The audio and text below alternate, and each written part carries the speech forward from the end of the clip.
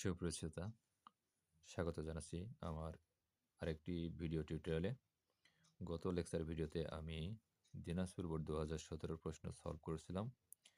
তো গত ভিডিওটা যদি না দেখে থাকো তো সেটা দেখার অনুরোধ রইল। তো এখানে একটা উদ্দীপক দেওয়া আছে, যে উদ্দীপকে পি কিউ আর তিনটি ইনপুট।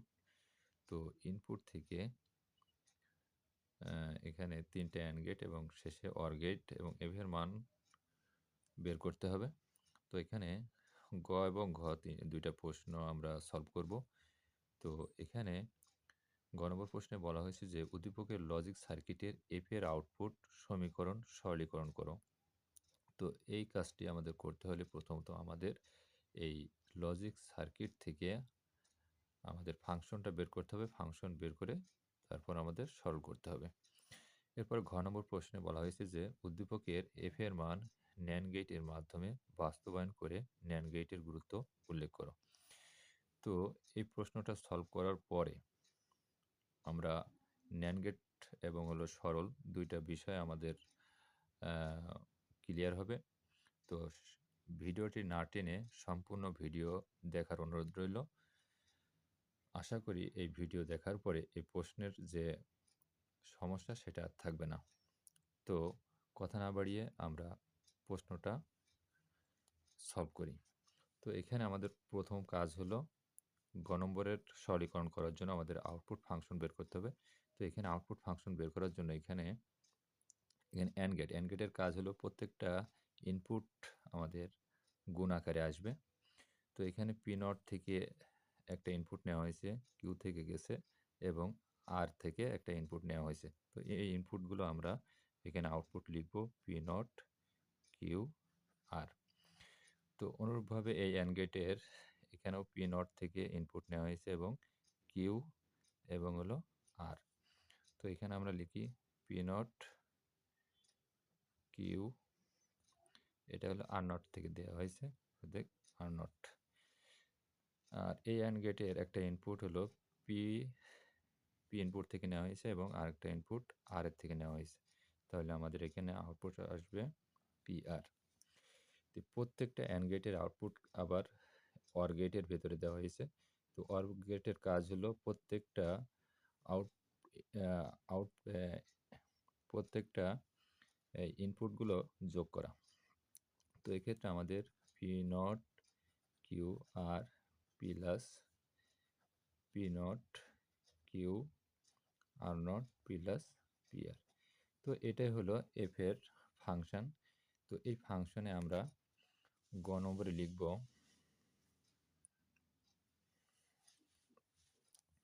এখানে গ নম্বরে লিখব যে উদ্দীপকের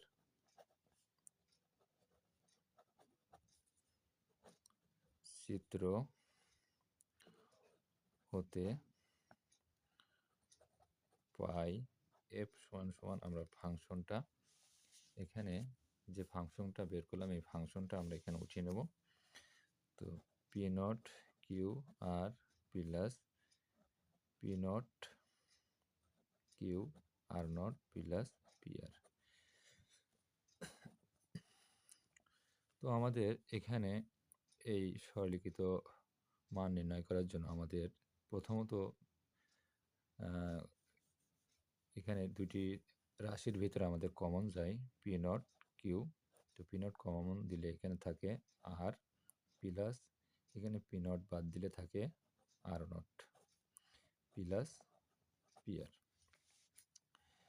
তো আমরা জানি যে এ প্লাস এ নট এটা মৌলিক উপপাদ্যের একটি সূত্র।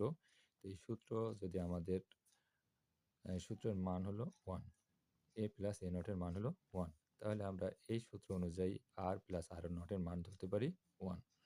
তাহলে আমরা পি নট কিউ এর সাথে আর নটের মান হলো 1 গুণ করব প্লাস আমাদের এই পি আর থাকবে।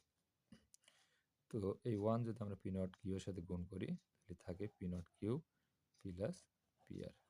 তো এটাই হলো সরলীকৃত মান। তো এরপরে ঘ নম্বর প্রশ্নে বলা হয়েছে যে উদ্দীপকের এফ এর মান ন্যান্ড গেটের মাধ্যমে বাস্তবায়ন করে ন্যান্ড গেটের গুরুত্ব উল্লেখ করো।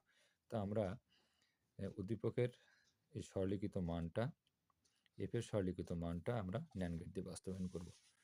তো আমরা ঘ নম্বর প্রশ্নের জন্য আমরা লিখব গ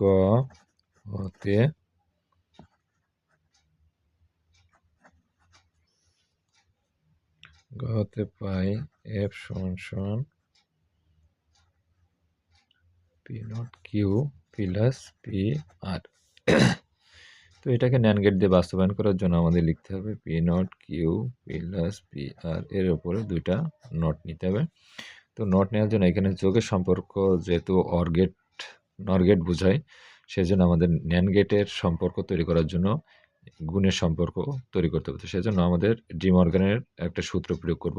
তো ডি মর্গানের সূত্র প্রয়োগ করার জন্য আমরা এই অংশটুকু এ, অংশটুকু যদি আমরা বি ধরি, তাহলে আমাদের সূত্র হয় এ প্লাস বি তার নট সমান সমান এ নট ইন্টু পি নট।